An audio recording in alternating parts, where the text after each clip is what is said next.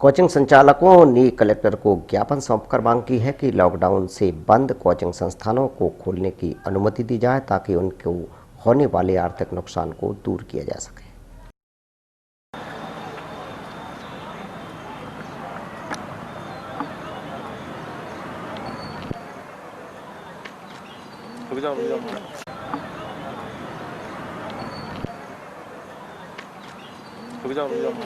हमने कलेक्टर महोदय को आज ज्ञापन दिया है। हमारे कोचिंग संस्थान जो हैं पिछले 4 महीने से बंद पड़े हुए हैं और हमारे सामने आज किराया भरने तक की नौबत खड़ी ऐसी हो गई है, संकट खड़ा हो गया। ना तो किराया भर पा रहे हैं, 20-20 हज़ार रुपये सभी लोगों का आज किराया है।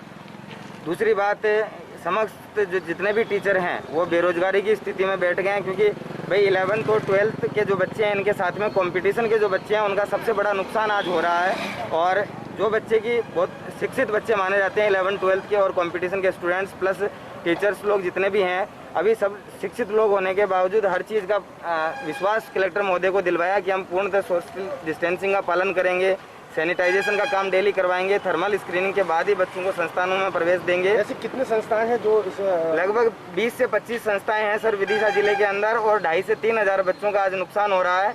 और दूसरी बात ये है कि लगभग 25 से 30 जो टीचर आपके सामने खड़े हैं, आज इनके परिवार के सामने बहुत सी संकट खड़े हो गए हैं। दिशा में करीब हम 100 से 150 ऐसी संस्थाएं हैं जहां पर कोचिंग पढ़ाकर हम अपने परिवारों का जीवन यापन करते थे।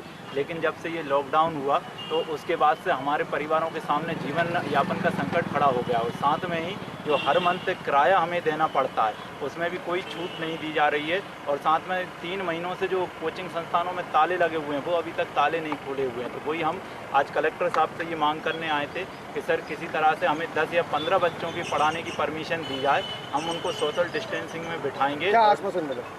कलेक्टर साहब ने कहा है कि 3-1 दिन में आप देख लीजिए, नहीं तो उसके बाद कुछ ना कुछ आपके लिए हल कर देंगे, क्योंकि 1 तारीख तक केंद्र की गाइडलाइन आ रही है, उसमें कोचिंग का डिसाइड हो जाएगा। हमें 10 या 15 बच्चों की पढ़ाने की परमिशन दी जाए, हम उनको सोशल डिस्टेंसिंग में बिठाएंगे। क्या आश्वासन मिला? कलेक्टर साहब ने कहा है कि 3-1 दिन में आप देख लीजिए, नहीं तो उसके बाद कुछ ना कुछ आपके लिए हल कर देंगे, क्योंकि 1 तारीख तक केंद्र की गाइडलाइन आ रही है, उसमें कोचिंग का डिसाइड हो जाएगा।